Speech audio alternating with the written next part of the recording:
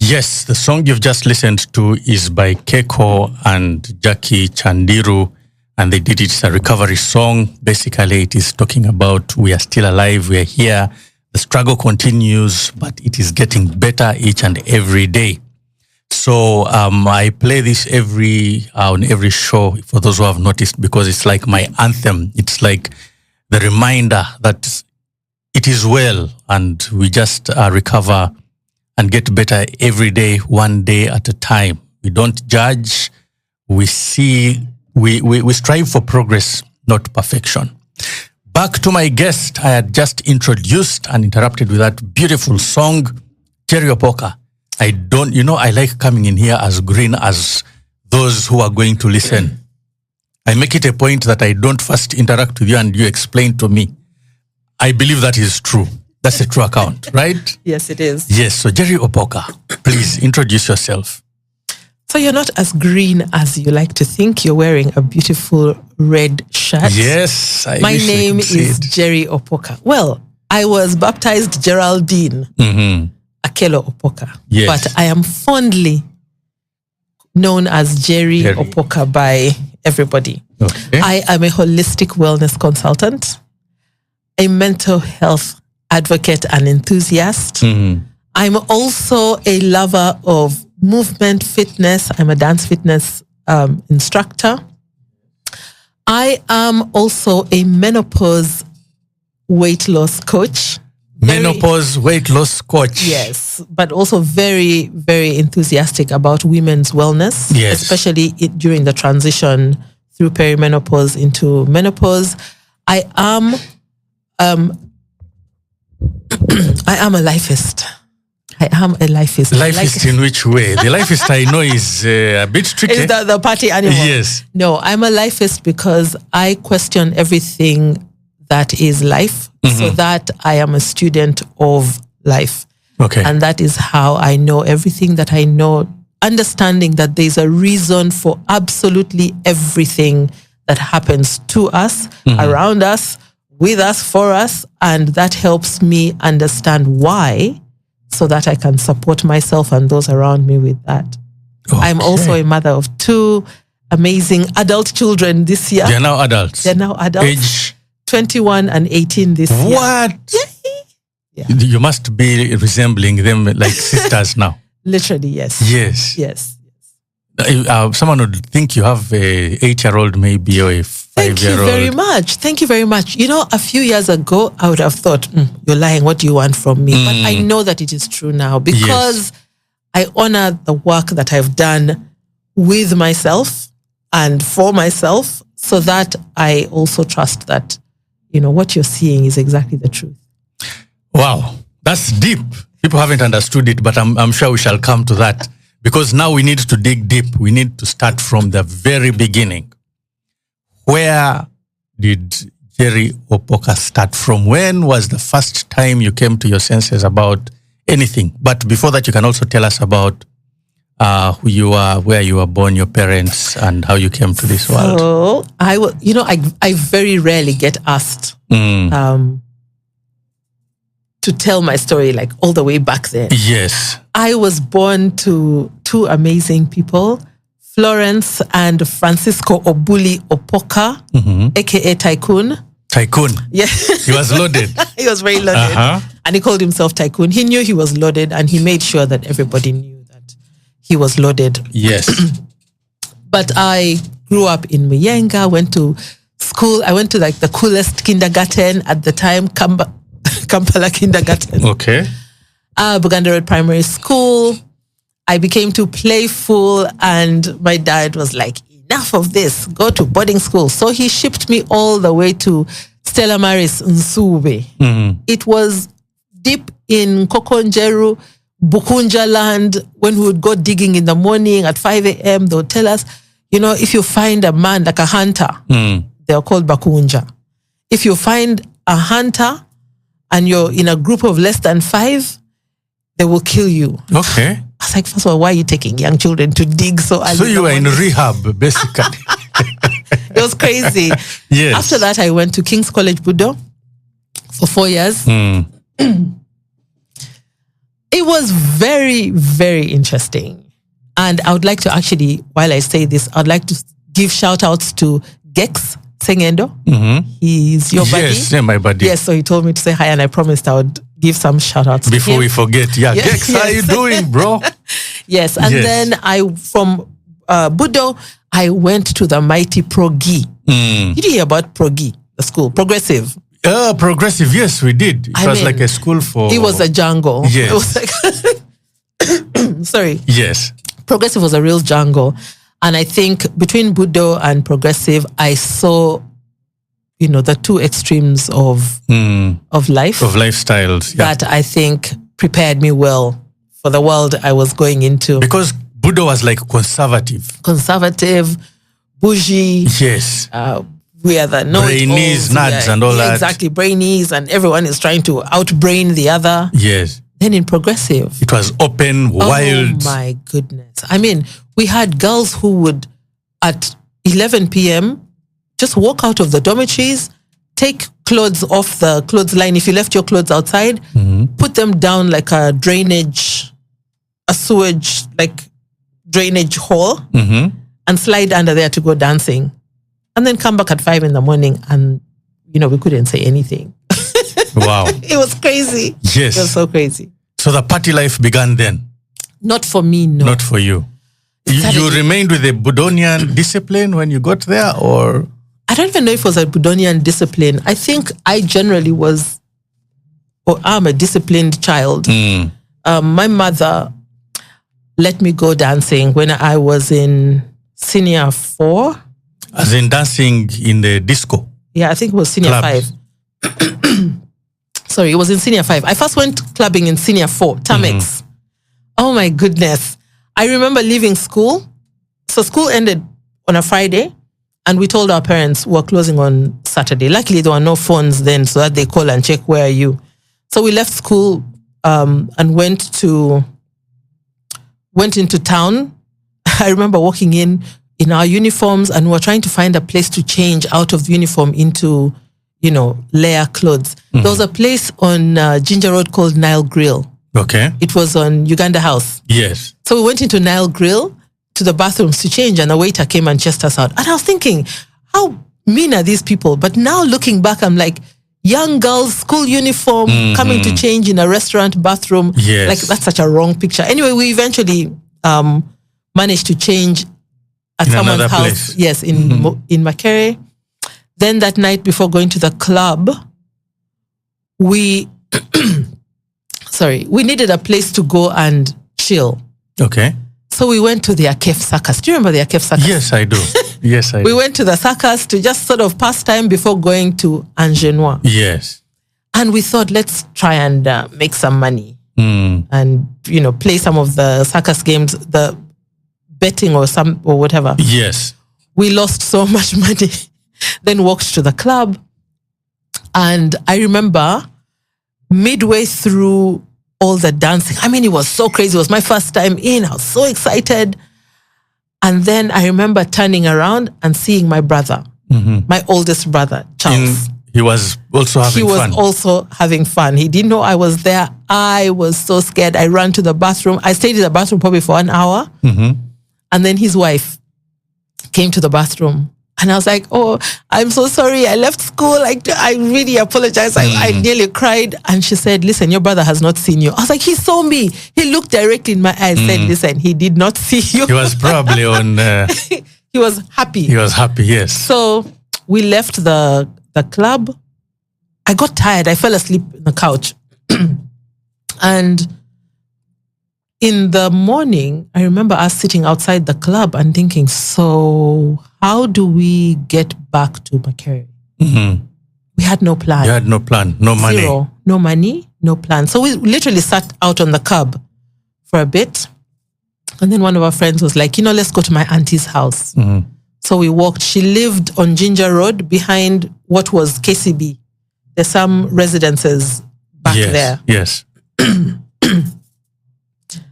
So we went and slept on this lady's, in her living room. Okay. She brought out mattress. I remember she asked us, so where are you coming from? And we said, oh, we're coming from a party. which party? And my friend knew a relative who had a big party. So she said, oh, we're coming from Uncle so-and-so's party. And then she brings out mattresses, lays them out for us. There was about 6 of us. And then she says, okay, now we're lying down. And she says, okay, tell me the truth. Where have you been? Because I'm just coming from that party. Okay. We said, we're coming from the disco. How old were you then? Because I want people to remember. I was 16. 16. Yes. And she gave us a bit of a lecture. And then at 10 a.m., woke us up and said, be on your way. Okay. So we walked all the way to Makerere University, got our clothes, got back in our uniforms and went home. And we told ourselves, when we get home, do not sleep. Because if you sleep, everyone is going to know we're out last night. Oh my goodness. I was exhausted. I was in pain. I was overly active because I could have fallen asleep on my... You were 16. I was 16, yes. My daughter is turning 16 this year. Yeah. And when I look at her innocence, I'm imagining, I'm playing the picture of you looking like that at that age. Yeah, exactly. Yes. When I look at my 16, my 18, she's the one who's turning 18, looks like really young and cute and everything. I'm always like, oh my God. That was you. Yeah, that was me. Yes. So after that, when I was in senior 5, actually, I think it was senior 4 holiday or something. I don't quite, my memory is really not it's that okay. good. But I remember then we had a graduation party.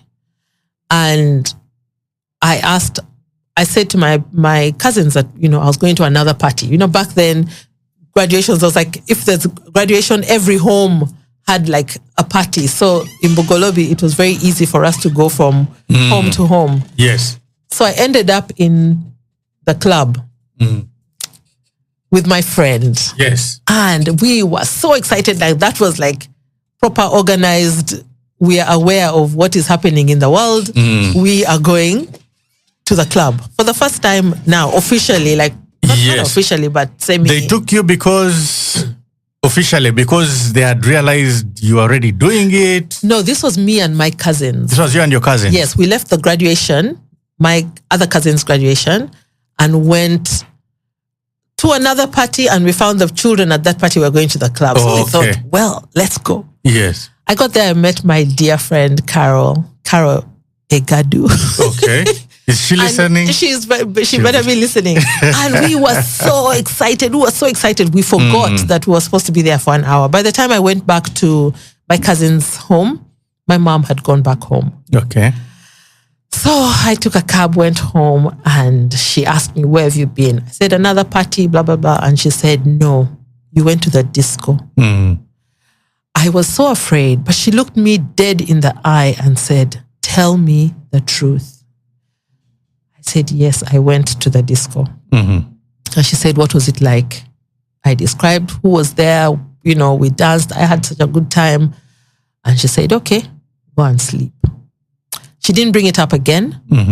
But the following holiday, she asked me if I wanted to go dancing. I thought, this is a trap. Yes, of course. This is a trap. Even me, I would be like, no. She insisted, same straight face. She said, do you want to go to the club? If you want to go to the club, just say so. And I did. I actually said, I took some time to, talk to the other people that I thought would go to the club. And when I got quorum, I said, let me just see where this goes. And I said, yes. Okay. And she was like, okay, I'll take you. Okay, this was serious. So on the day, she got in her pickup and drove me to the club and asked me what time she should pick me up. I said 11, and this was like 9:30. She said, 11, you will not be ready. Okay. Give me a proper time when you will be ready. Yes. Midnight, no. 1, no. She kept saying no. Till I said 3 a.m. And she said, at 3 a.m., I will be outside here. Waiting for you. How old were you again? By this time, 16, 17. 17, let's say, yeah. And she says, do not make me wait. Wait. This is your mother? This is my mother. All right. And so I partied. I had such a great time thinking I am here legitimately. Like this is heaven. While all my friends had skived from home. Okay. And at 3 a.m., like clockwork, I was outside and there she was. And she took me home and she asked me about it. And she took me twice after that. And then she passed away. What do you mean she passed away? She was sick. Oh. Yeah, and then she passed away. And sorry about that.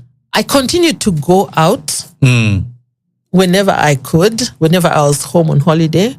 But in the back of my mind, I always remembered that my mother trusted me. She tested me and she trusted me. And there must have been a thought process in her mind of why she felt the need to have the conversations she did with me and why she felt the need to take me to the club. I didn't drink alcohol then. And I continued to dance and enjoy myself.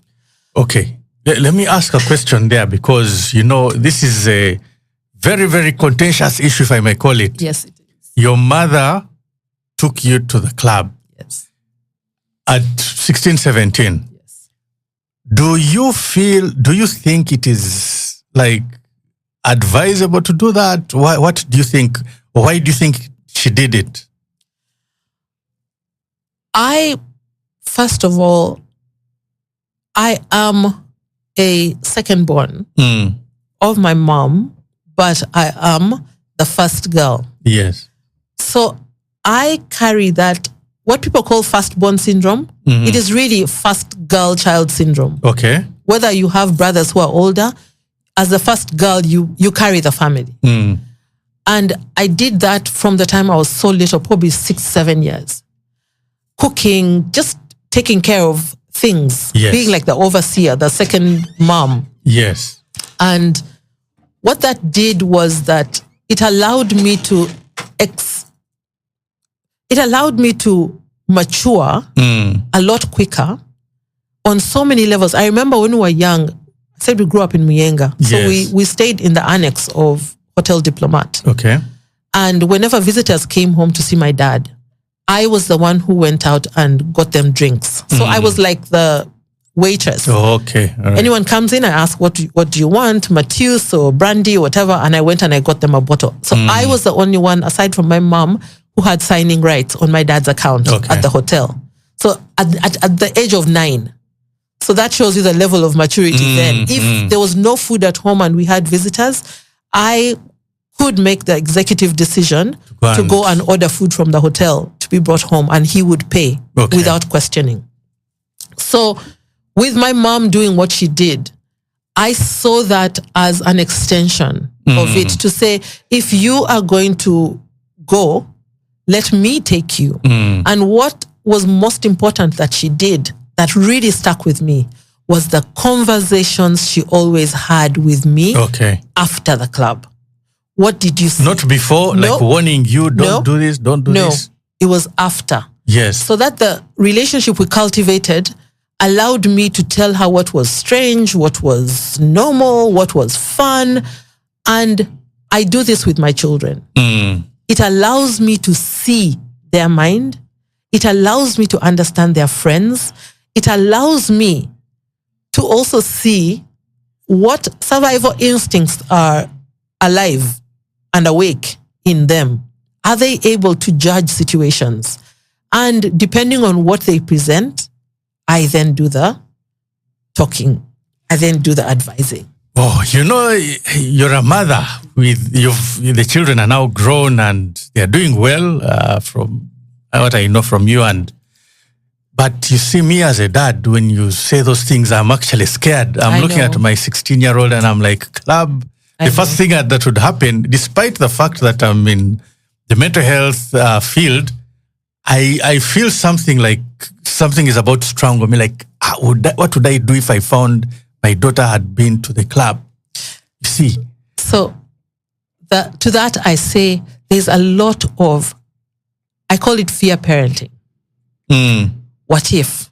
What if? What if? What if? What if can paint the worst scenario, even where it's not necessary. But there are risks, There's a risk. Very serious dangers. Let me tell you, there's a risk in staying home. Yes, there is. Every night. There's a risk in staying home. Thieves can roll in. And then the one who survives is the one who was in the club. There's risks in everything. A child can stay home so much that they have that survival instinct that I talked about. It's never activated in them. So in another situation, they just would not know what to do. Okay. They would not read the signs.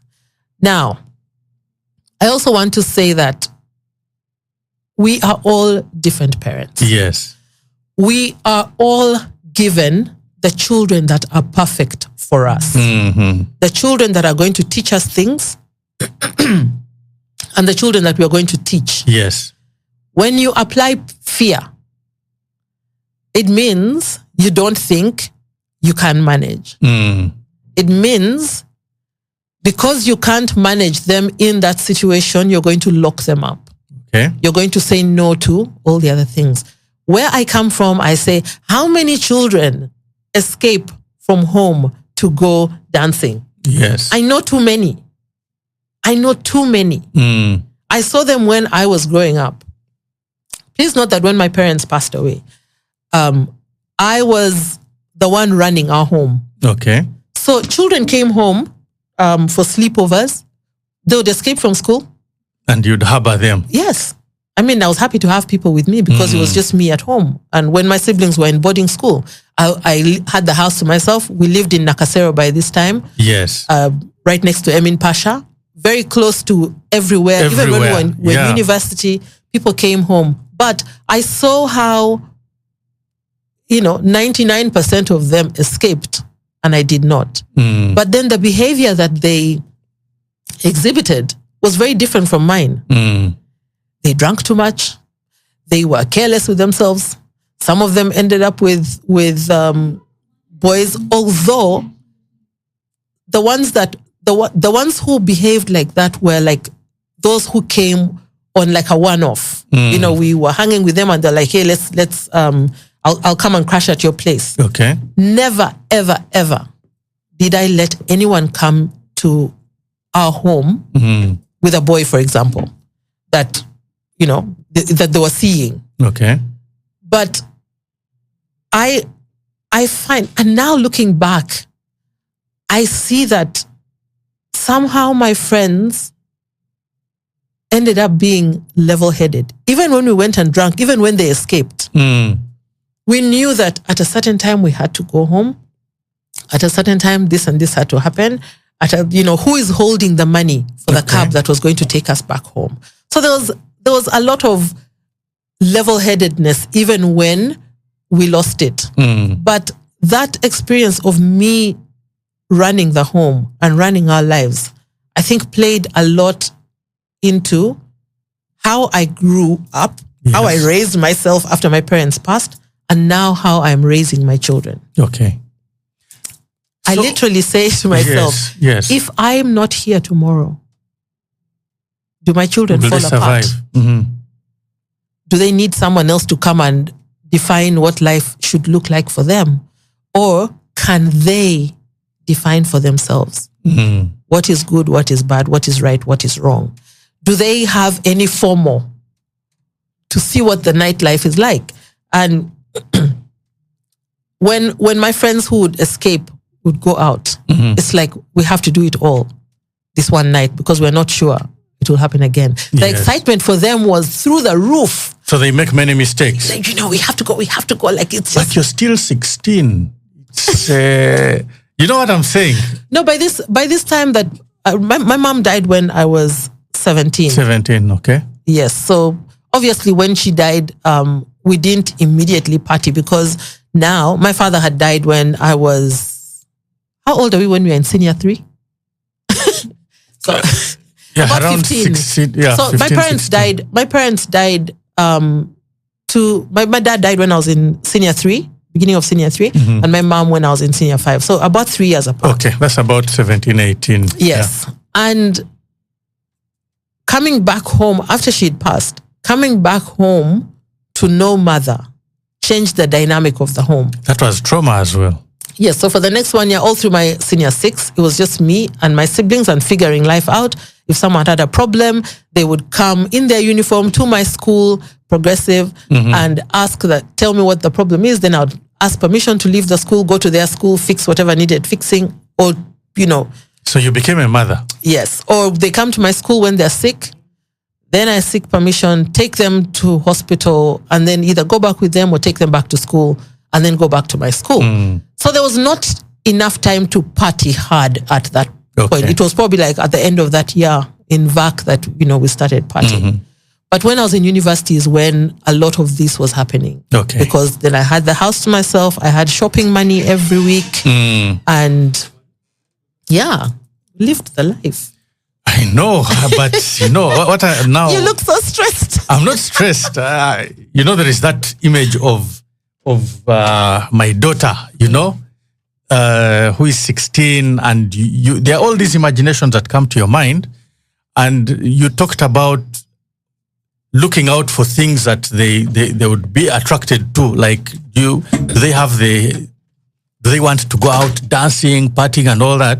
Yeah. I see, like, my daughter has been insisting on going for a particular trip, which I am not comfortable with. Why aren't you comfortable? School. Yeah.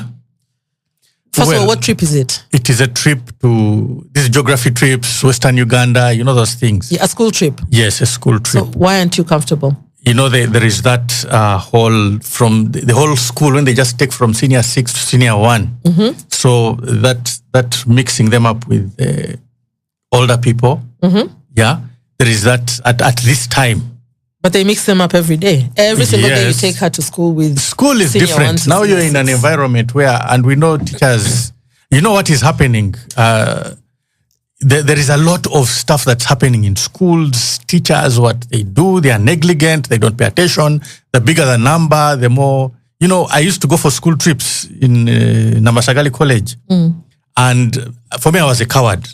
The only time was a bit wild also. You see what I'm saying? But I don't know if your daughter is in a wild school. Well, I wouldn't say it's a wild school, but people are wild these days. No, but listen, Bill.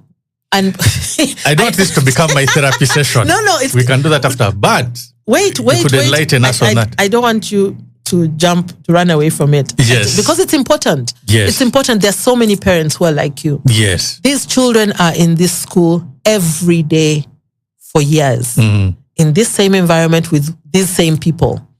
What they can do on that bus, they can do in the school if they really want to. I can guarantee you that. Yes. Children engage in all kinds of activity, sexual and all. And they have watchers, other children who are watching for teachers and so on and so forth. Yes. So I think instead of cancelling this trip or worrying about the trip, have the conversation so that when anything... You have the conversation and let it be. Yes. When anything needs to happen, your voice is there. Your voice. And you have the conversation in a way that says, I love you and I trust you. Yes. And I'm letting you go. I'm scared. You can actually tell them, I'm scared for reasons X, Y, Z. However, I want to trust you. There is trusting and then there is allowing the risk. Two different things. Do you not things. Trust the child? No, you trust the child. You can't trust and allow the risk. Let's imagine this scenario. Unfortunately, this has become my therapy session, but let's imagine this scenario whereby a person is put in a situation where they can be assaulted. How are they put in the situation? No, you're not there. We have heard of these things happening. Not there? My job is to speak to people who are usually traumatized, and you'll hear young people, same age, telling you, or even older, but telling you that when I was in this class, I was assaulted by this guy. We had gone here, we had done that. You see what I'm saying? Not that they were willing, but they were assaulted. So there are some of those things that come into... I have never said this to anybody. Yes. I was assaulted in my home. In my home. Okay. By somebody who came to see my parents and they were not in. So he comes, he walks in, sits inside the house. I've never talked about this, but I think it's important in this context. Yes, it is, yes. He comes into the house and then as the first child syndrome person or let me not even use that because that is a negative term for something that was positive. Yes. When he came in, I went to greet him and to let him know that my parents were not there. Okay. And in the process, he talks a bit, he keeps holding my hand and then he pulls me and he kisses me. I was so disgusted, I didn't know what to do. I told my parents. My dad nearly killed the man. But what I'm trying to tell you is that it will happen anywhere. Assault can happen anywhere. Assault can happen anywhere. When you try to control so much, if you think that this school is not safe, what double standard are you putting out when you take the child to that school every day? Why are you taking... It wouldn't be the school, it would be the trip. No. The person who's going to assault her on the trip is with her in school every day. Yes. What message are you sending? Because you're not with her at school. This one trip, this 2 days are the ones... 5 days. The 5 days are the ones where this assault is going to happen that cannot happen in school. I don't know. There is precaution and there is understanding. I think sometimes we go with instinct. But let's and fear. Okay. Things which we don't like admitting, especially a man. A man has ego. He doesn't say I fear. Yeah, so he says no. He says no. Anyhow, so yes, I think that is a big lesson to learn, but we have to get back to, because there's a lot to talk about, and I think because we are friends, we also have a lot of troubles. We might never finish. So you have matured so young, but now I've seen even trauma when you lost your parents. Because I'm looking at how you ended up getting into the mental health field. For me, I'm already drawing my conclusions that now there is trauma. There is starting early, there is being given the freedom, growing up so young. I don't know. When you call it trauma, I don't know. I mean, I can see how it has affected who I am, and I can even speak to the areas where it has affected me. But maybe without preempting you, you continue to describe what you think is trauma so that I can now speak to that. When you lose a parent, right, you have lost a certain form of support, overseeing, caring, that love. Even you'll find someone being like, when you see other people's parents walking with them or talking with them, you kind of feel that emptiness. So I call that trauma. I did not have that. I can assure you. Life went on as usual? I think because of the way that I had been raised. Okay. When my parents died, I will tell you the day my mom passed away, I had come back from school. I had a tummy ache. And I went to bed slightly earlier, and when she was not well, she asked she asked to be taken to hospital. She didn't wake me up. Okay. By the time I woke up, my grandmother had also come a few days before. And so my grandmother was crying at 2 a.m. in the morning. I said, what's wrong? And she's, then I find out my mom had passed away. At that point, I put on my big girl hat. I basically said, I remembered from when my dad died. I took all the ornaments in the house, all the valuables, everything, put it in one room where my youngest sister was sleeping. I locked the door so that, because people started coming in. And then I got up. I got my uncle to drive me to my older brother and sister's homes to break the news to them. And then I went to the radio station to make the announcement. This is me at 17. Yes. I went and put out a radio announcement. I would cry every time I got to somebody's home. And they opened the door and I'd say, Mommy is dead. Then I would cry. Then as soon as I'm done, back to business. When I was done with the radio stations, I wrote a shopping list. I went to Kaleri with my uncle. You were 17 years old? I was 17 years old.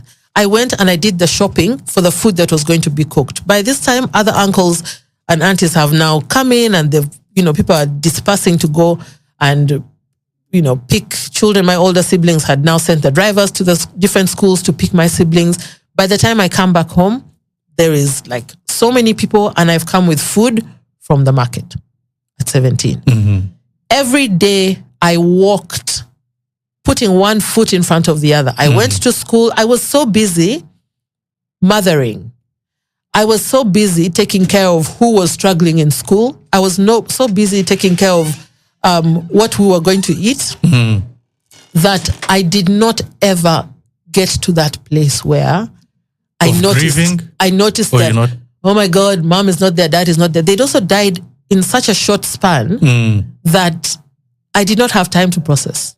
That's called shock. And the shock lasted. To date? So many years. Like in my working life, one day I just parked my car by the roadside and wailed. And I knew then that I was finally bringing it out. But I'm glad it happened that way because I also knew it was happening. Yes. And I put up my windows and I wailed. I was loud. I was ugly. I just let it all out. And then after that, I was like, wow. And when people are in these situations, a lot of the times, I hope that when you're in the eye of the storm, it's not like what people see when they're outside. Yes. You are living it. You're walking every day. You're surviving every day.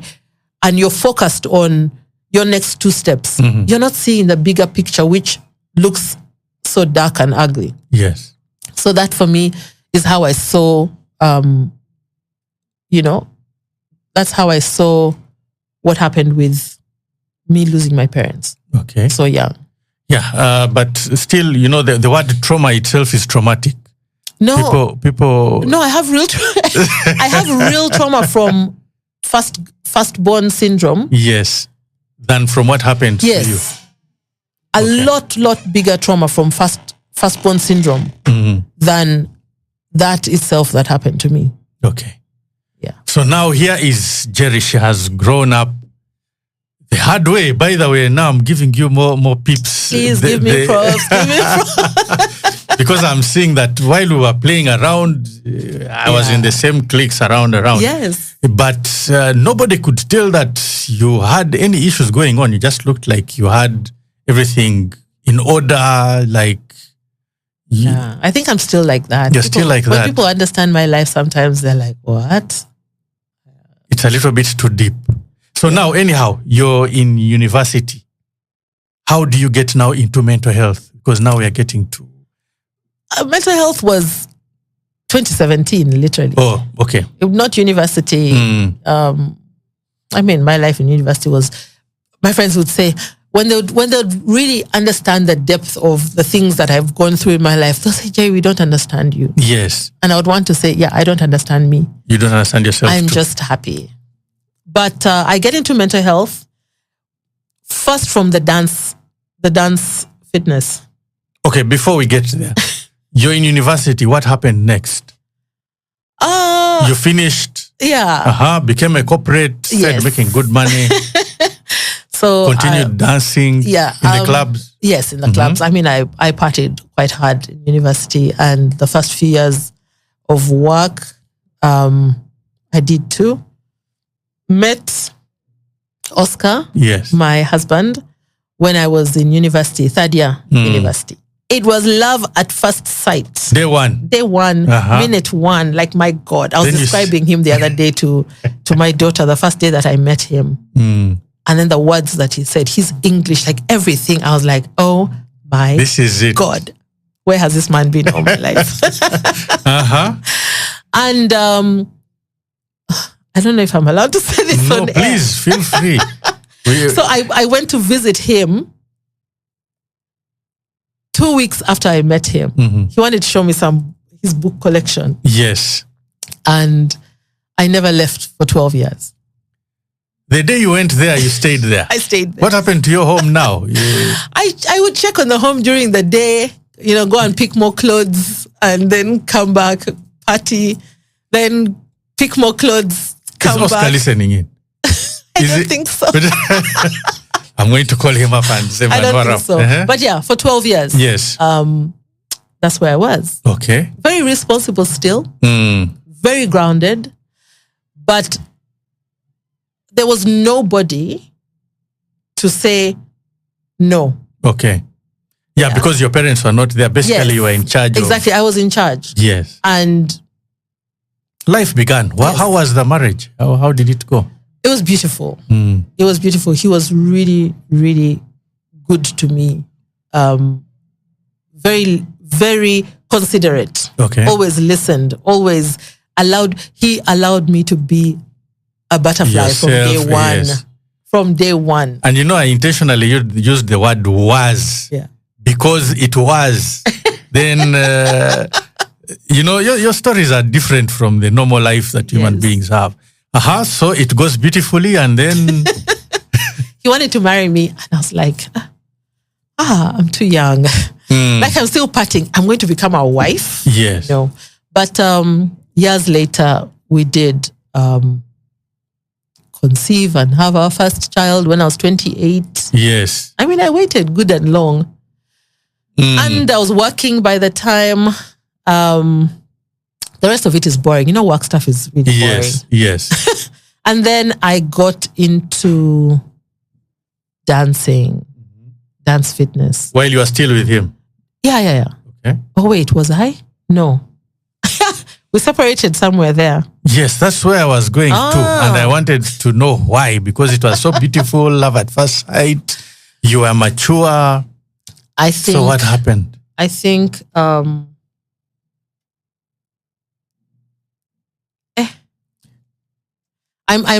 contemplating whether I want to talk about it. If you're not comfortable with it, please don't. But it was no, I don't want to talk about it today. Okay. Yeah. So we jump it. So along the way, it didn't work. It didn't work. We separated for 7 years. Yes. And then I got robbed. One time I was just chilling in my home at 3 a.m. in the morning. There were random people on my balcony. And then, anyway, I make a few phone calls. I call him as well. He comes home and stays with us for a few days. And then a few days become a few weeks. And then weeks into months. And then months into more months. Okay. And one time I went to a family function, his family's function, and one of his uncles was going around just asking everyone who's single, when are you getting married? When are you getting married? When are you getting married? And then he said, Gerry, when are you getting married? I said, next year. He took the cue. He froze. He first froze for a moment and said, what did you say? I said, next year. And then he tells everyone to keep quiet and said, let me ask again, when are you getting married? Next year. And then we got married again after a 7 year. He took the cue and ran with it. Congratulations by the Oscar. Thank you. You're the man. I want to know what magic he has that you come one day and you never leave. But yes, we are listening to Gerry Opoka. This is actually, I've spoken with you. We share a lot. We have done things together. But now it's a little bit deeper. I'm like, but she's bigger than I actually thought. Oh, please. Now I understand why you have this electrifying air around you that when people see you, everyone is excited. Even Thank you. The camera guy here is like, what's going on? This is Mind Matters coming to you every Sunday on Stream UG Radio. You can find us on Facebook, Instagram, X, all at Stream UG Radio. Please tell a friend what's going on. We are going to come up in the next hour with a lot more. This was just the introduction. I'm very sure even 2 hours is not enough for us, but we have to bring out as much as we possibly can. Mind Matters, the weekly check-in with Bill Bekunda on Stream UG Radio. Your life, your music. Yes, and we are going to take a short break and listen to the song Keep Holding On by Avril Lavigne. I hope I've said that name well. Welcome back to Stream UG Radio, and the song we have been listening to is Keep Holding On by Avril Lavigne. I almost said Lavigne. But that is because of my origins. Kabali has an effect on my tongue. But Keep Holding On is essentially a reassurance anthem. She sings from the perspective of someone standing beside a friend or loved one who is feeling overwhelmed, scared, somebody who is feeling close to giving up. The song's message is, no matter how hard things get, I'm here with you. We'll face it together. And you can rely on my strength until you find your own again. It touches on themes of resilience, unconditional support, and emotional connection, reminding us, the listeners, that even in isolation or despair, they are not truly alone. It was originally written for the movie Aragon, which is why it also carries a slightly epic fighting against the odds tone that can apply to both personal struggles and larger battles. That is why I chose this song. Every song on this show is intentional. There is a song that means so much to my guest, Gerry Opoka, and I'm wondering if I'm going to be able to find it and play it, but maybe I'll explain that on the next show. Gerry, welcome back. Thank you. You made me emotional. First, you gave me a small, you had a small intervention here with me and my daughter, and then, you've talked a lot about, your background, the difficulties you faced, but the difficulties were not that difficult, if I may call it that, because you were busy, you were occupied, but you still managed to have fun and enjoy yourself still in the whole mix, which is amazing. You know what I'm saying? But now we are seeing, because I'm already drawing my conclusions on why you ended up becoming a mental wellness and advocate for mental health and all the things that you're doing.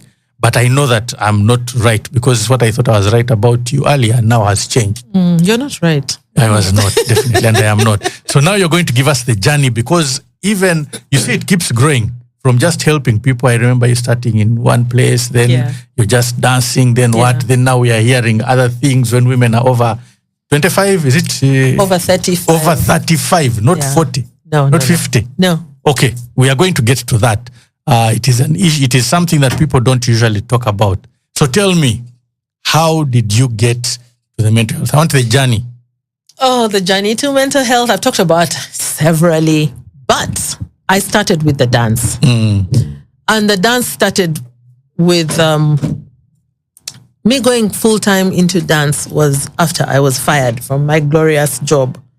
Which was? At one of the big telcos where I was not happy. Okay. Really, I was not happy. And I can assure you that not being happy was attributed to the menopause season, that I was done. My time in that space was done. But I didn't know how to leave, because, hey, who leaves a cushy job that is paying well in a prestigious organization to go where?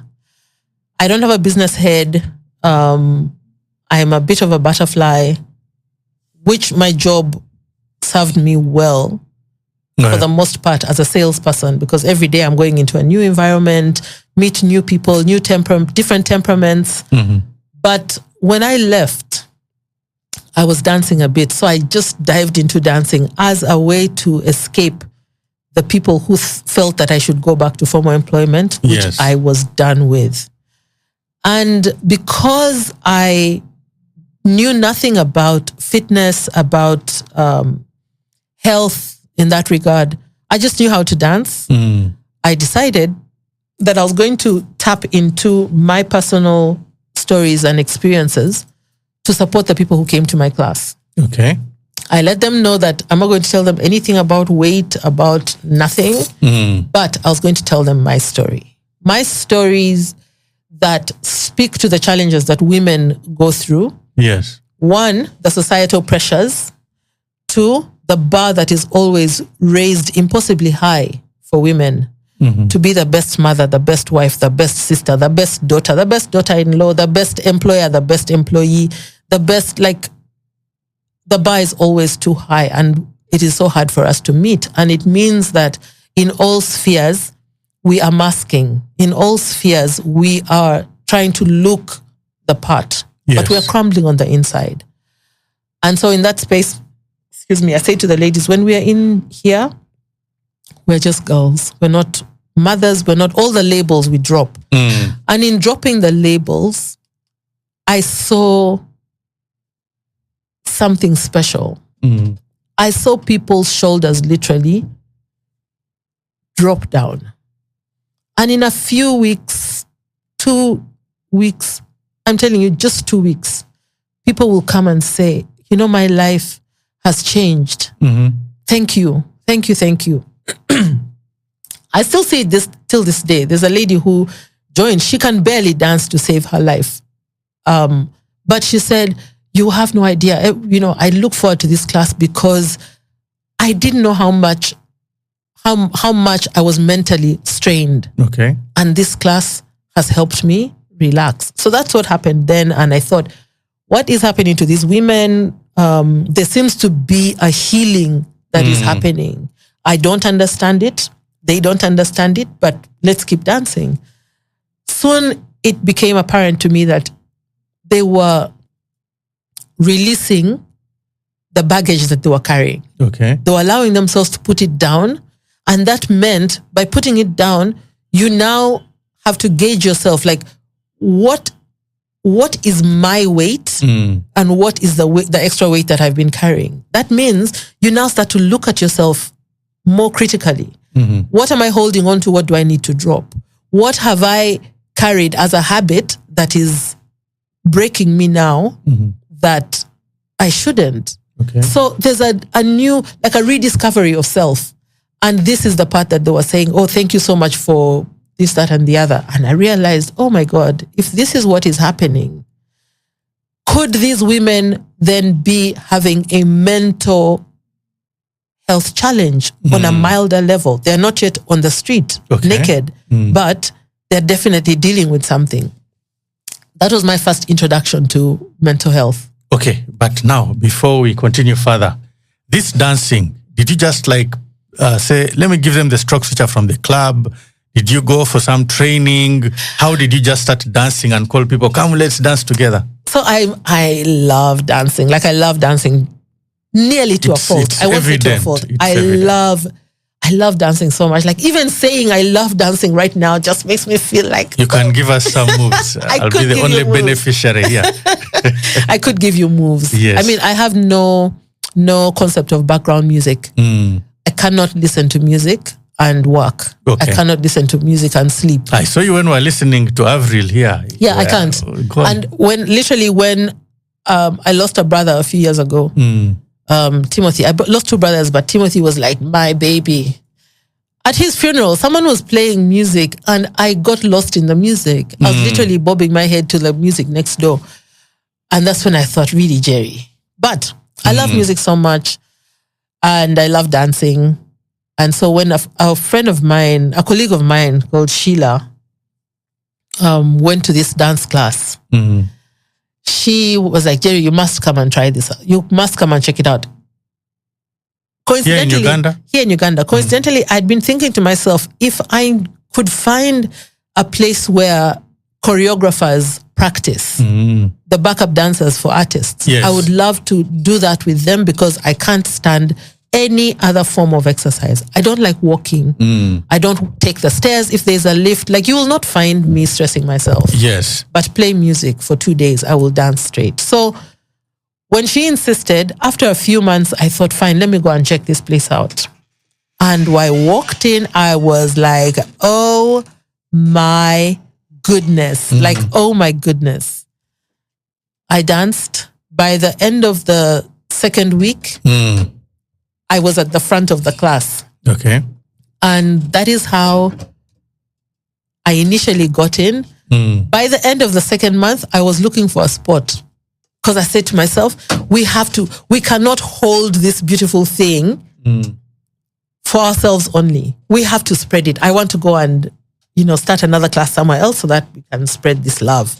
Okay. And we had, because Zumba is a business and a brand.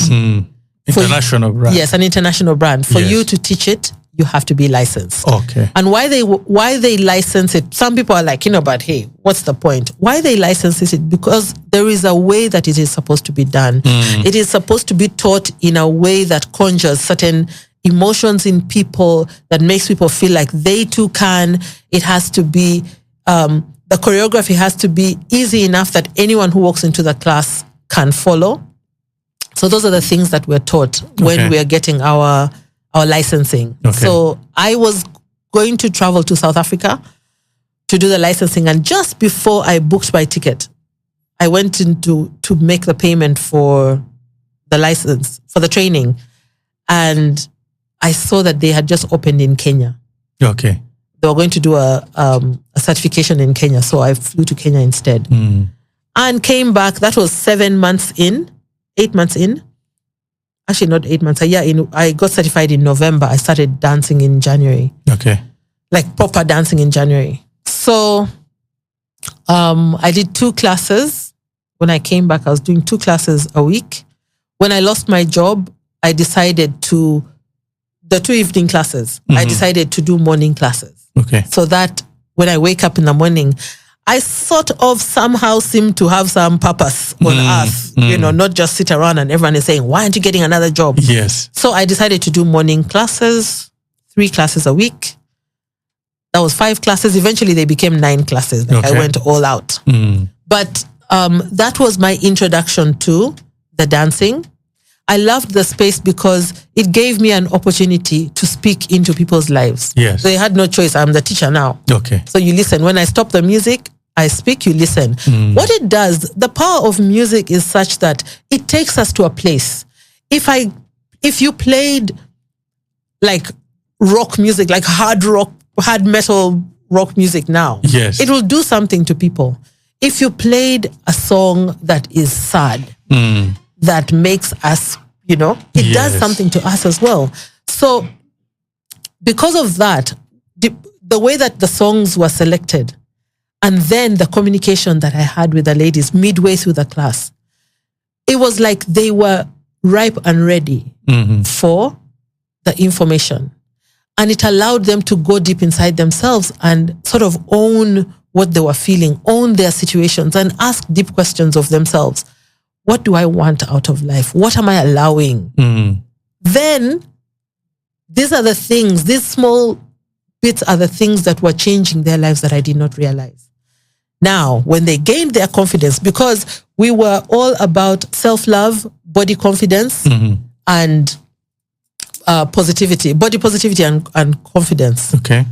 And these things, our tagline was, you are enough. And I made the women say it all the time. I say, look in the mirror and say to yourself, I am enough, which they did. And it made them start to love themselves before they got to the weight loss that they were seeking. Okay. I always said, there is a reason why you are where you are. You made money.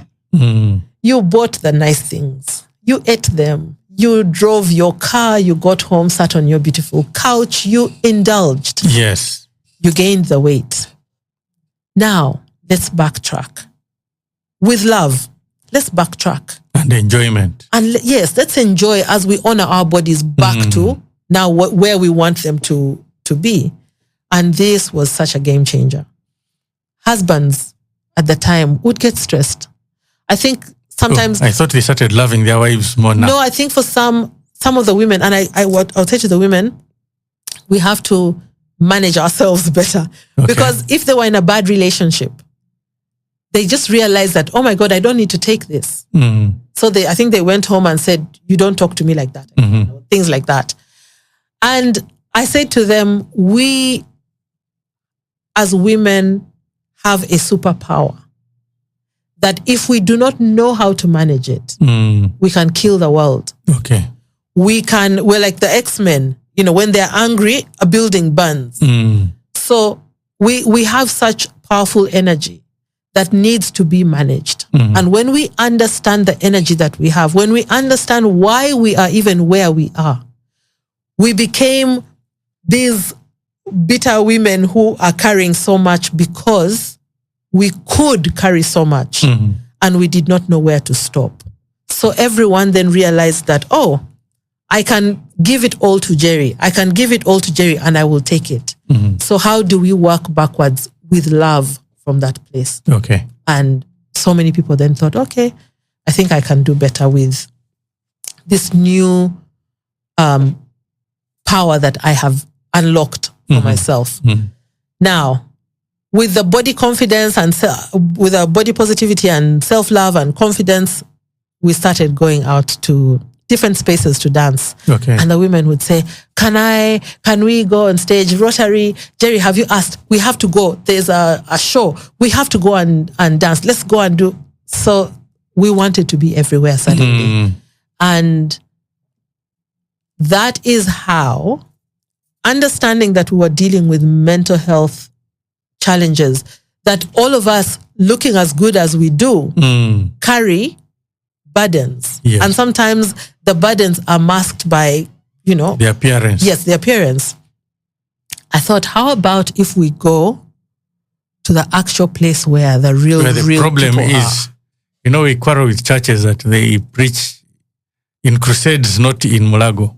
Exactly. Yes. Exactly. So I was like, how about we go to the source where the ones who we are afraid of becoming are. Yes. So that we start to build hope from there by sharing the gift that we have. Okay. It's not medicine, I used to say, but it makes us happy. So we go to the hospital. Actually, the reason why I went was because my youngest sister was struggling with addiction. She'd come back into the country from university with a problem. And when I went in, I saw people dancing. Where did you go? Butabika, like the main National Referral Hospital. So I went in to see her, and there was loud music. That's all I needed. I wrote a letter to the hospital. I said, can I please dance with these addicts because they understand. Was that Dr. Basangwa at the time? Yes, it was Dr. Basangwa. Yes.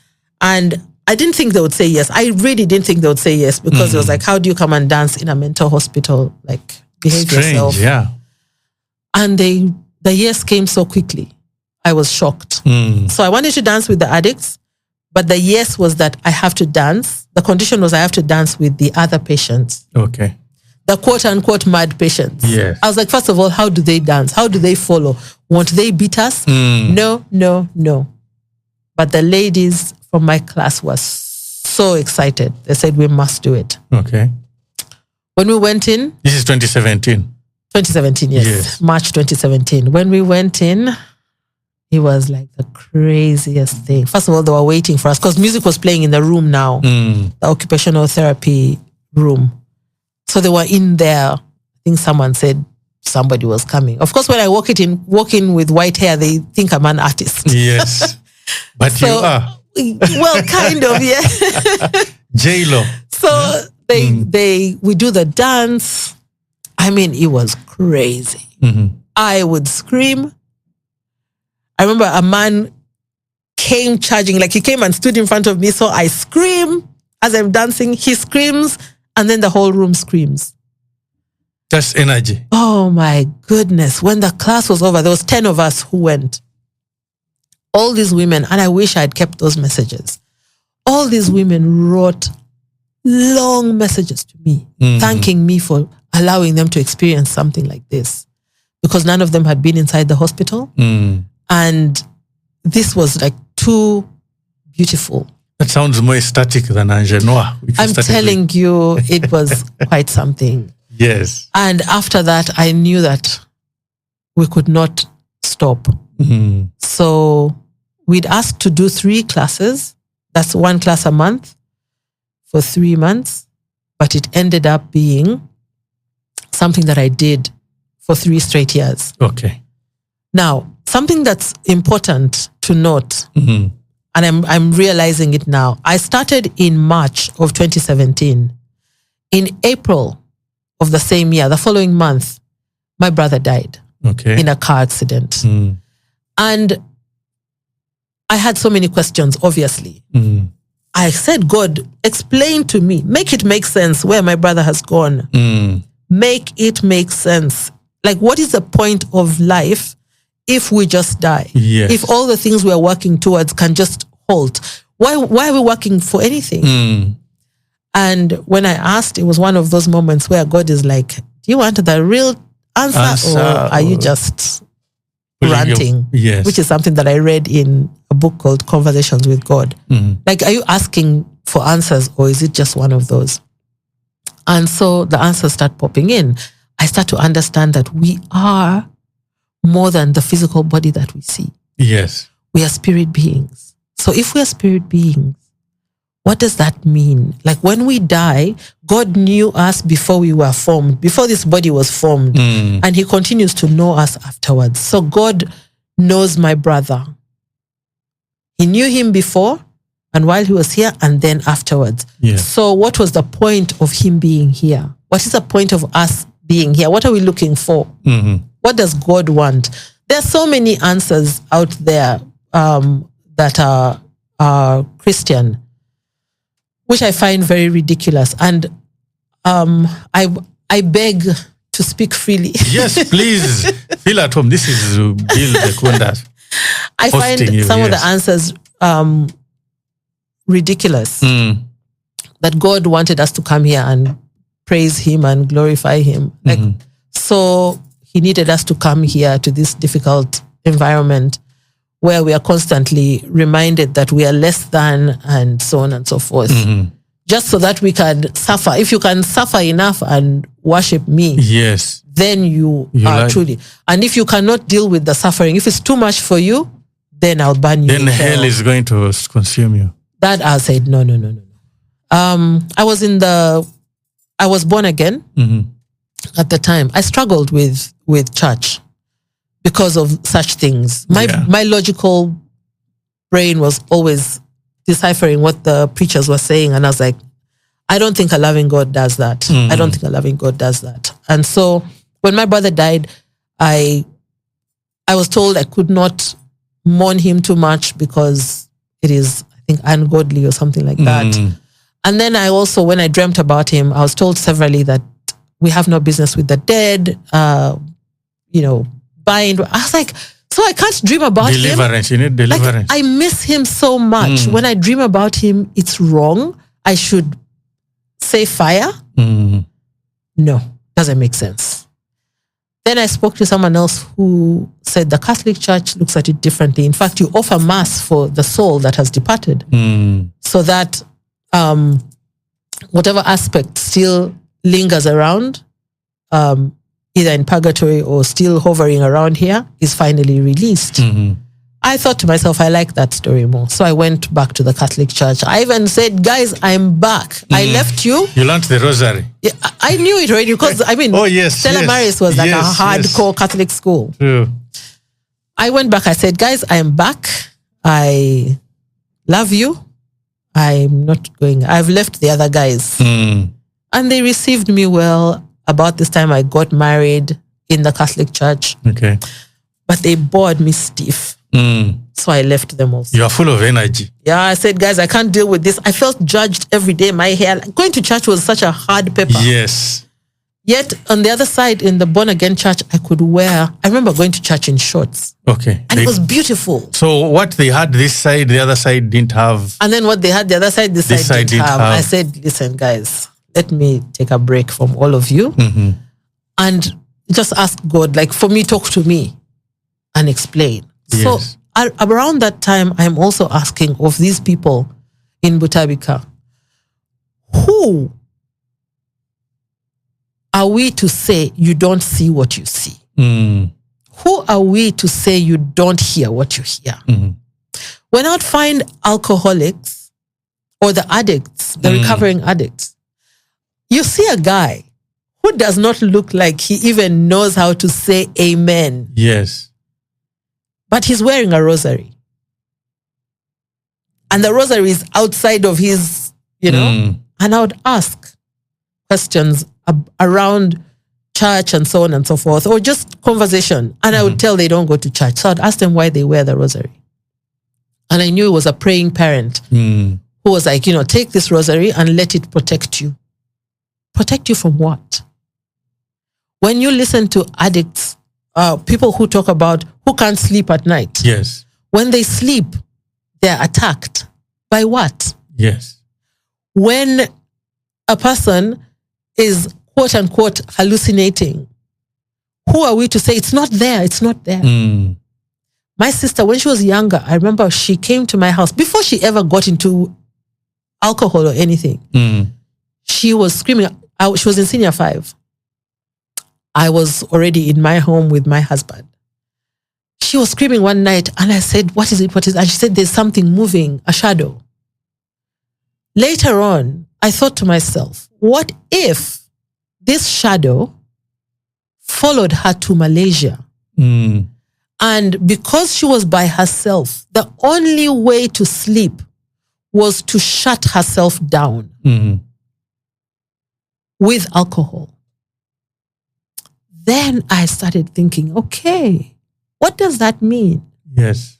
And I started going down this rabbit hole of understanding who we are as spirits, where other spirits are. In churches, we talk about the spirit of fear, the spirit of that, the spirit of lust, the spirit of... They don't talk about the spirit of love, the spirit of faith, the spirit of they don't talk about those. Okay. They just love the other ones. The negative one. Yes. So I said, so when you say spirit of fear, it is a spirit. It doesn't engage with my physical. It engages with my spirit. So what else is engaging with my spirit that I don't see? Yes. Then I went down and watched a TED, I don't know, presentation. Yes. By a guy who's a cameraman for National Geographic. You know, they always go and do their recordings and so on, deep in jungles, in villages, and, you know, trying to, you know, do the nature stuff. Yes. And he said, for every location that they go to, because they're going to, like, I don't know how to call them, like villages. Yes. He goes and looks for the shaman, who's a traditional healer. And he has a conversation with him. What he wants to find out is, at what point did this gift of shamanism present? Yes. Most of the time, it is in the early teens. That starts to tell me something. And he said, when somebody presents with quote unquote mental health issues, they would take the person to the shaman. And they can then tell, is this a real mental health issue, like an imbalance, or is it a gift? Is it a gift of seeing or whatever that is coming through?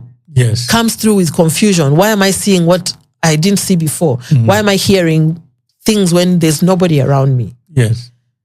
So then they balance it out. If it is a gift, the shaman takes them in and they help them hone the gift in. And if it is an imbalance, they resolve it. I thought, okay, that means that as Africans, before Western medicine and definitions and so on and so forth, we had a way to deal with these things. Yes. And that is now when I realized this is what I want to do. Yes. One, I want to get deeper into this side of mental health. But two, I was afraid to speak. I mean, who am I? Look at me. I looked unserious. I have come to the mental institution to dance. I'm not doing any proper work. Yes. Yeah. I'm just flighty. How can I come and talk about something so serious in such a way? Yes. Talk about spirits in the mental health space. So I thought, because I don't want to go the conventional route, I'm going to serve them as best as I can. Yes. Raise awareness. Let people see Butabika Hospital from the inside through our eyes. Help those who need support realize that the hospital is not what we all imagine it to be. Yes. And people actually get better. So I went on this crazy fun mission of raising awareness. And that is how I got into proper mental health space. But as a lifeist, remember, yes, I ask the why of life. So every time I'm in there, I'm like, so God, why? Why? Why? And every time I asked the why, the answers came. They came flooding in. Wow. And here there is, I hope I haven't lost it. There are comments which have come in. This is a dope show. So sweet, stylish, the jewelry, the dress. Oh, la la. Thanks at Bill Bekunda. This is a dope show. I laughed when you said you can't let your daughter on that trip. Okay, that's for another day. I literally don't let my kid go anywhere. It's okay. They're fear parenting like you. It's okay. But I recently just told God to take control and dwell, and I'm peaceful. Yes. I've learned to trust children. Yes. Difficult, but we can do it. Yes. Then there is another comment, which is, I'm so sorry to hear about bullying. It's heartbreaking when our kids experience hurt, and it's natural to feel sad and want to protect them. Yeah. I personally might have felt the urge to tell my child to stand up for herself, but I took a step back and considered a different approach. As a born-again Christian, I was guided by the Holy Spirit to choose forgiveness and kindness instead. I wisely advised my child to forgive bullies and later took the proactive step of moving to a safer environment. So now, Gerry. Yes. You are now doing these mental health things. You're going to Butabika. You've done Soul Picnic. We saw it. When is the next one? By the way, before I even ask the next question. So we are planning a picnic in Gulu. Okay. In September. Yes. Hadn't told me, imagine. I know, because I was just putting the things together. Okay, put them together. I wanted to do another. Well, I said it was going to be an annual event. Yes. And people came to me overwhelmingly and said, you cannot make us wait a year. Yes. It has to be sooner. So yes, I'll put that together and we'll do another one here in Kampala. I'm here all ears, and we shall advertise also. Don't worry. So now you are doing mental health. You're helping women. I think many of them your age. Yes. Because they're the first people to come to you. Yes. Do you still get younger ones or older ones? Younger ones, not so much. Okay. I also I try not to attract younger ones. Okay. You know, you're purposely driven. Yes. And that's where the menopause thing comes in. Exactly. What's menopause? Menopause is the period when we completely stop being childbearing. Just that? Simple as that. For 1 year. Because childbearing is when you have a period. Okay. Your period means an egg has been released. So when you don't release an egg for 1 solid year, 12 months, medically, you will be declared menopausal. Okay. And then anything after that is post-menopause. So you can now release eggs after post? No, you can't. Because you can't have a period. Okay. Yeah. So what age is that? Anywhere between 50 and 58. A lot of women, that happens. That is the finite process now. That if 12 months you've not had even a drop, like even some confusion, yes, then you are in menopause. Although I know some women who after 2-3 years have had a period again, after we have had an intervention with their lifestyle, their food, and so on and so forth, how they sleep, how they move, and you know, helping with the hormones. When we balance the hormones, the period comes back. What does that mean? They were not in menopause. Their body was just struggling with their lifestyle. Oh, I was going to think that maybe it means that it's postponed. No. It's or revived. The cycles are revived. The struggle of their body, the struggle in their body was such that that whole process just shut down. Okay. Eventually. But it shut down prematurely. But we have heard that some people get into menopause at 35 or 40. In fact, actually, I thought it was like 40 years old, the average time of starting. What you're talking about is, so we've had, the world has talked about menopause. Exactly. Yeah. And that's what I was explaining. The 12 months of not having a period, that is the only part that is menopause. Okay. Before that, the 20 years before that, as you're coming to, because, okay, what happens to us is when it's best to understand when I go back to the beginning. Yes. As teenagers, when we hit our teens, yes, or at least when we hit our teens, we were supposed to now get into adolescence. Yes. Adolescence means now or puberty. We have our periods and all these changes. We have a surge in sex hormones. Yes. Estrogen, progesterone, and testosterone for the men, for the boys. Yes. That is preparing us for childbearing season. Okay. That's why a child who has their period, today they have the periods earlier because of food and so on and so forth, the kind of food we eat today, a child can have her period at 9. If she has her period, that means she can get pregnant, because that means she's releasing an egg. Okay. So the surge in hormones at that point stays on and stays high for so many years, in the hope that should God choose you to bear a child, yes, you should be able.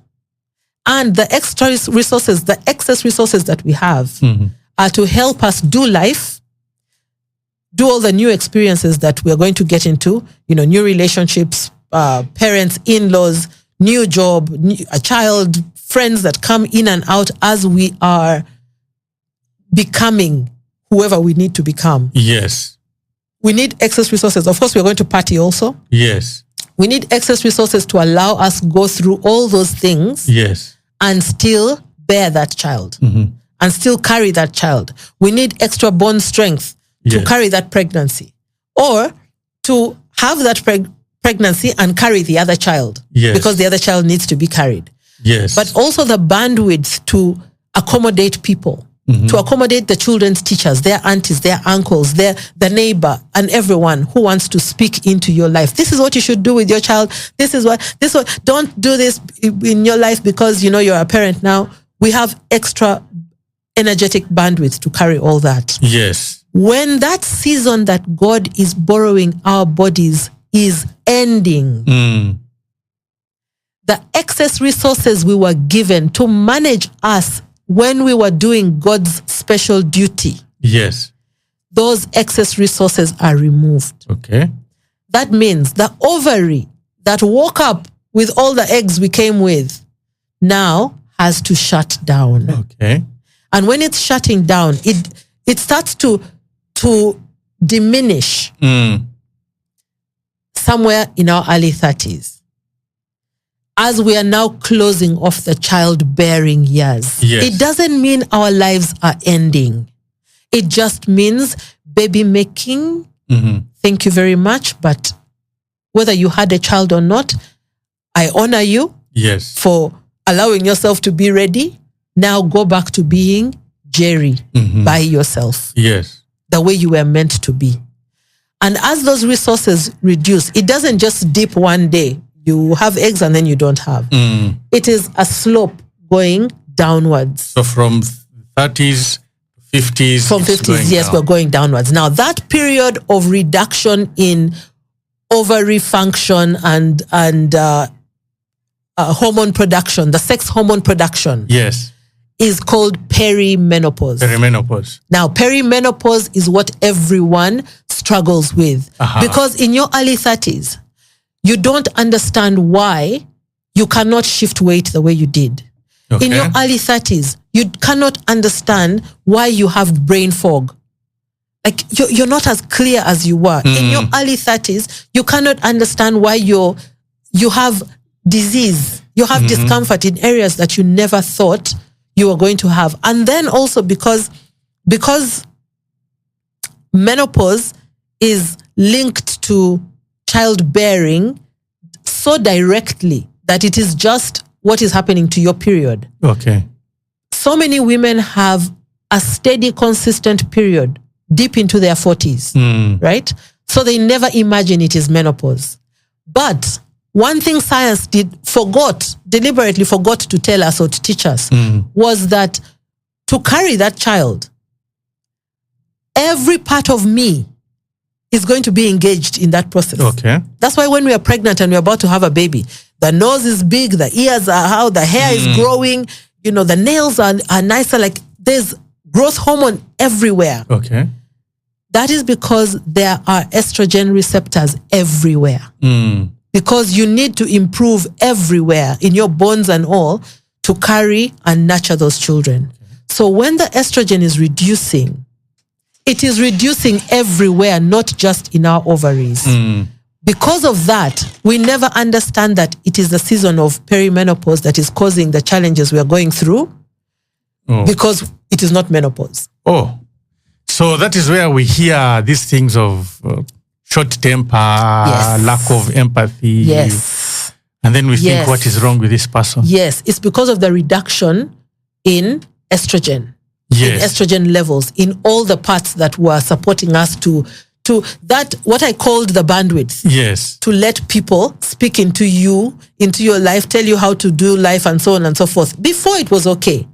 We kept friends who did not make so much sense, but it was cool to hang with them. Or sometimes we just tolerated them. Yes. That was to help us raise those children. Now that we're coming out of that phase, all of that starts to shrink. Yes. And suddenly we have less tolerance for nonsense. But we don't know how to attribute it to the season. We don't see the power in it. And the world anyway has taught us to ridicule it and ourselves. Okay. Or now you're off layers. It's time for you to get off the shelf. Yes. And so on. So it becomes, there's a lot of derogatory language that's attached to menopause. All that is happening is that God's work in that season is over. Yes. Everything that we have been and we have experienced and we have gone through gets culminated in that period. We are actually supposed to now withdraw from everything that we knew, go back inside ourselves. That's why we are cutting off friends. Yes. And if you don't cut them off, they will cut you off. Okay. Your energy is such that you need less coming from outside to feed into you. You now have to pick from the wisdom that is inside of you so that you become who it is that you were meant to be.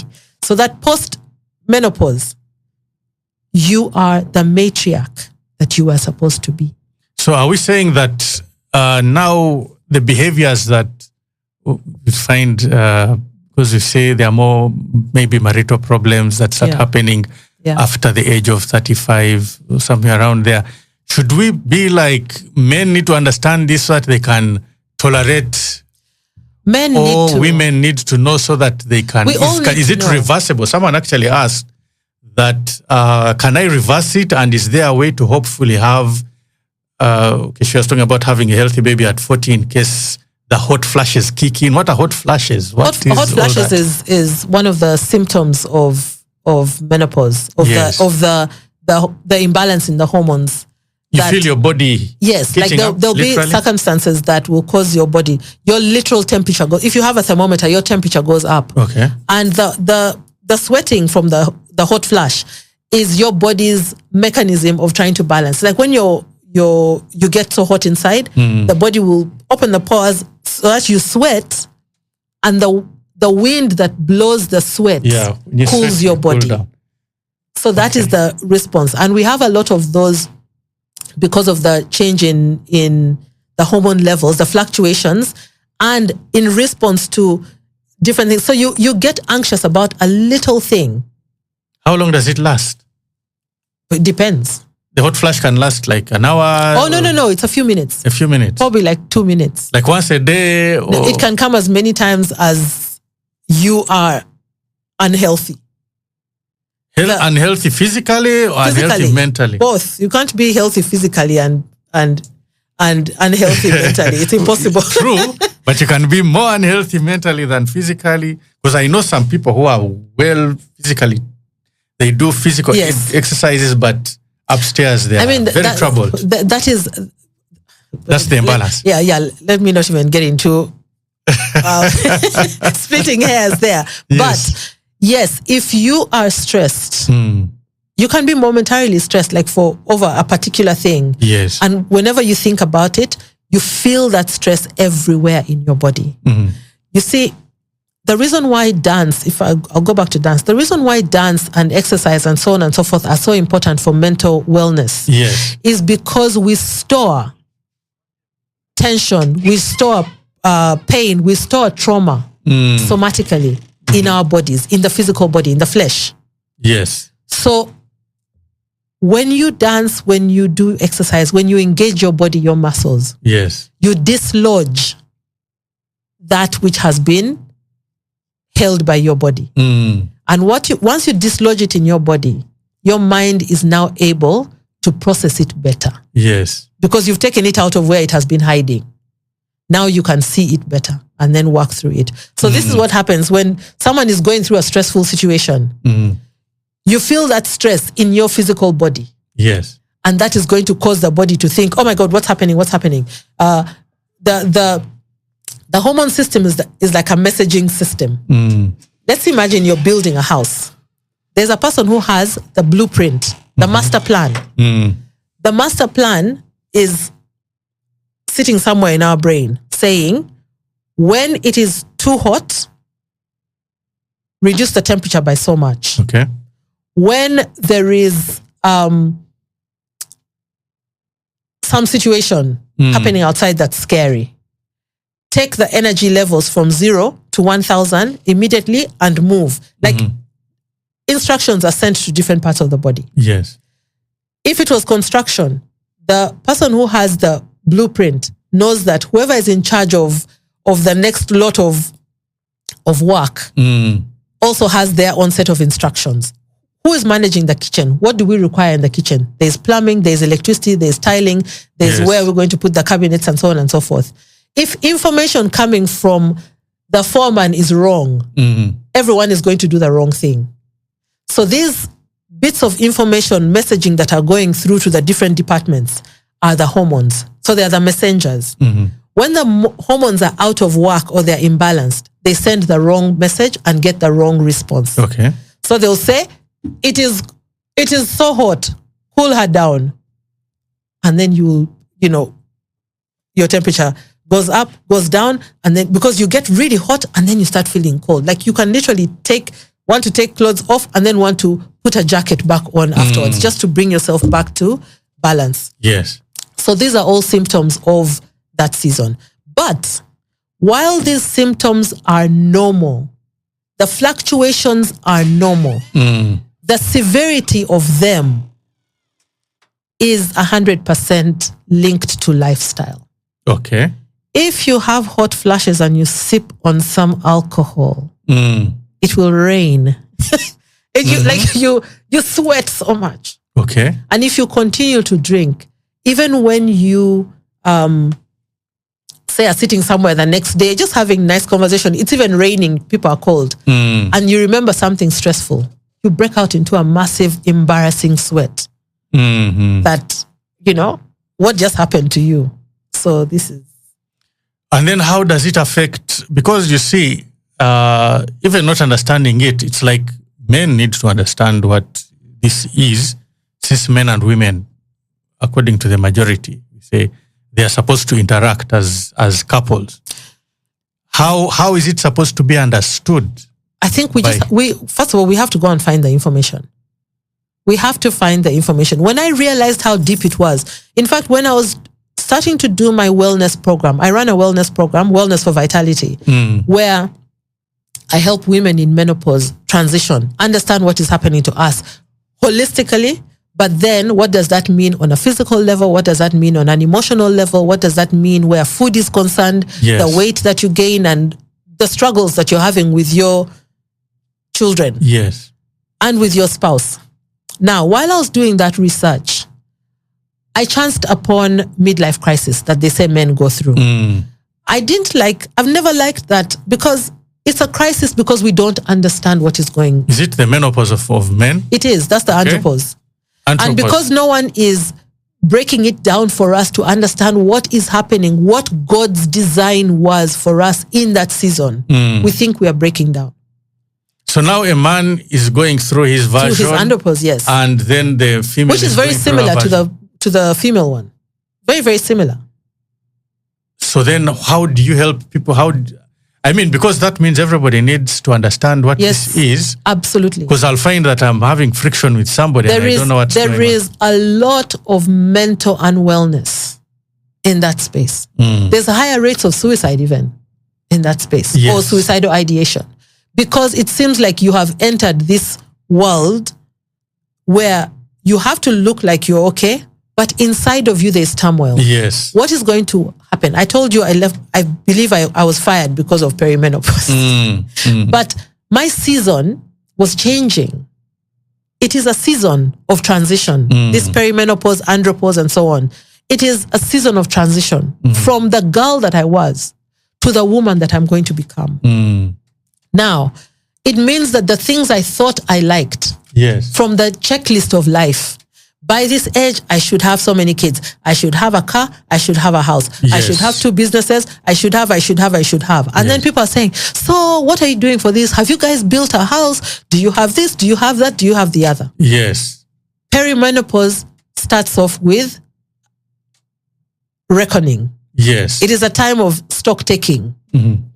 How am I faring against the list? My list and everybody's list. The list that is out there saying, oh, by this time, all of us should be at this level of achievement. What is interesting is that the one who has achieved exceedingly well is going to be asking, I spent so much time doing all these things, but for what? Is this the end all and be all? They are miserable. The ones who have not achieved are saying, I had this plan to achieve. Oh my God, I've not achieved. They are miserable. Everybody is miserable. Yes. Why?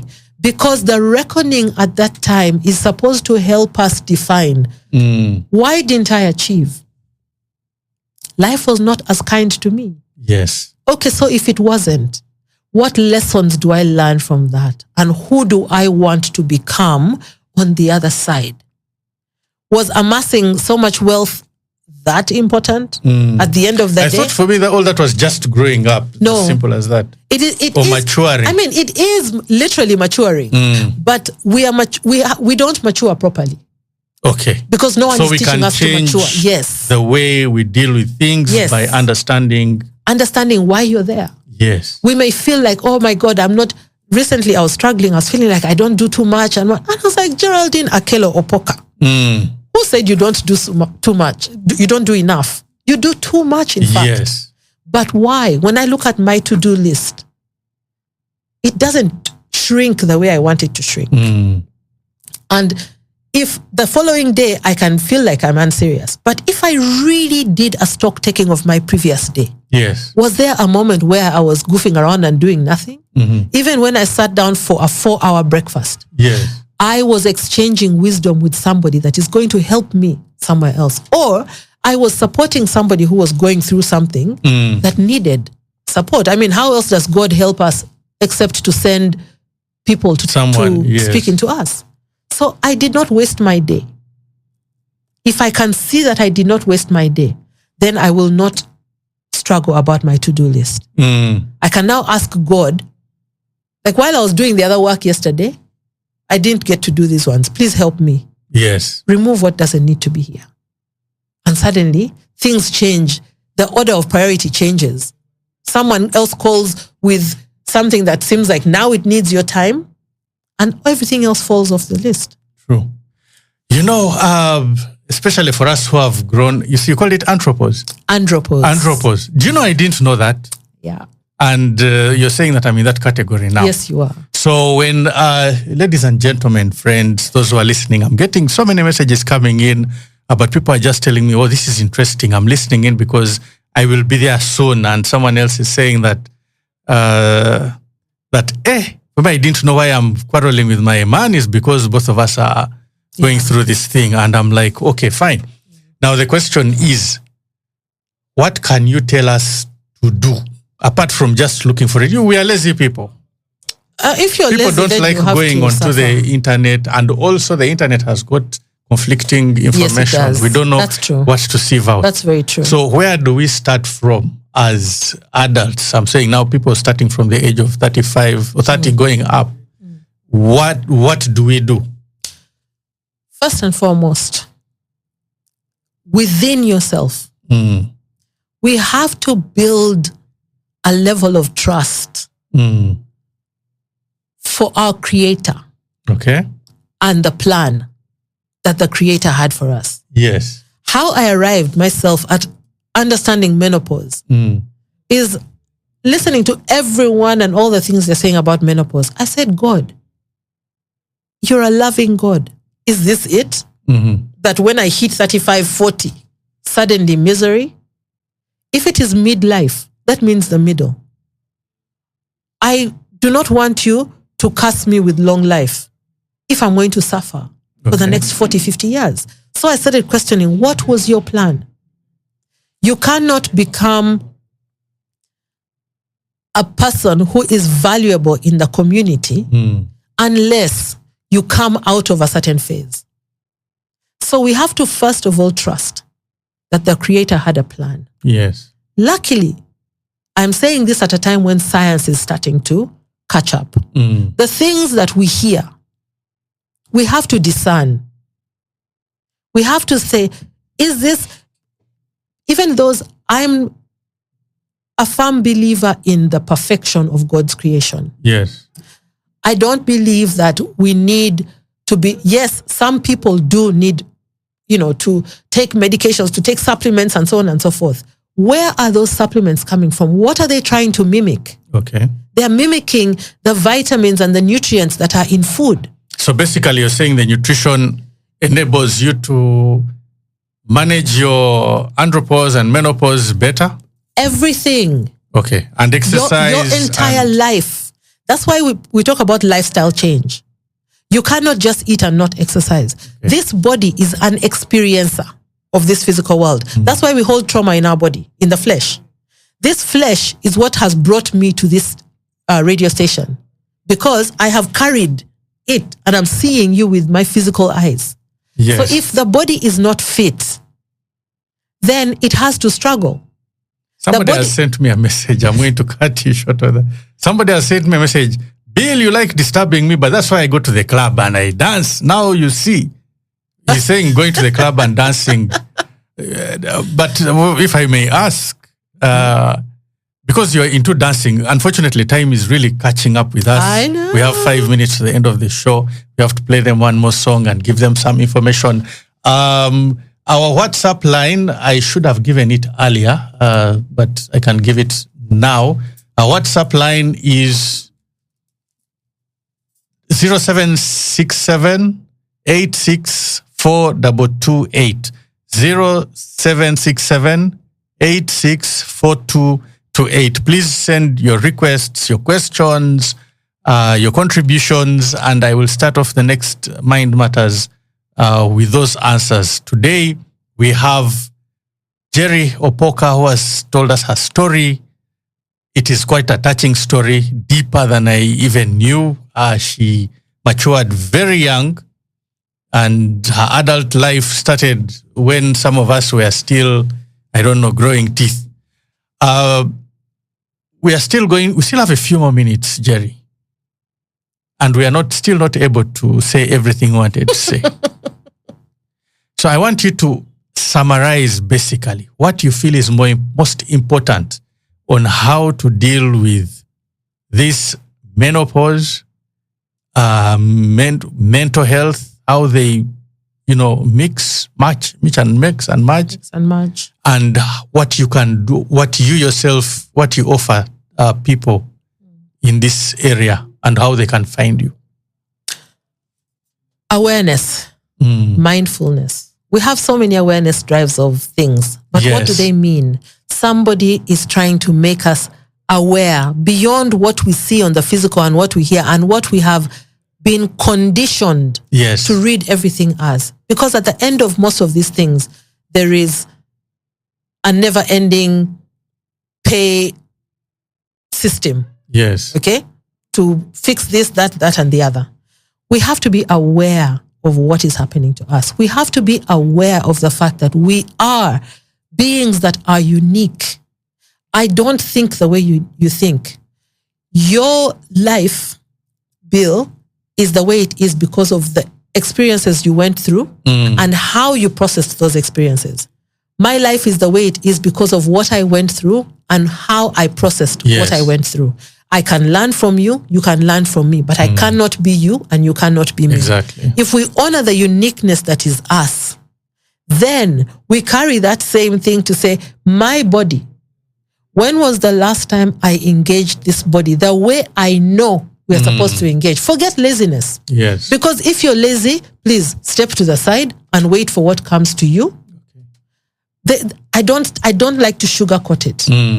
If you want to be lazy, there's a whole industry that sells pills and blah, blah, blah that come with their own repercussions later on. Yeah. But if you really want full change, you're going to have to exercise. You're going to have to be mindful of where your mind is. Because The mind matters. The mind Yes. matter. Mind matters.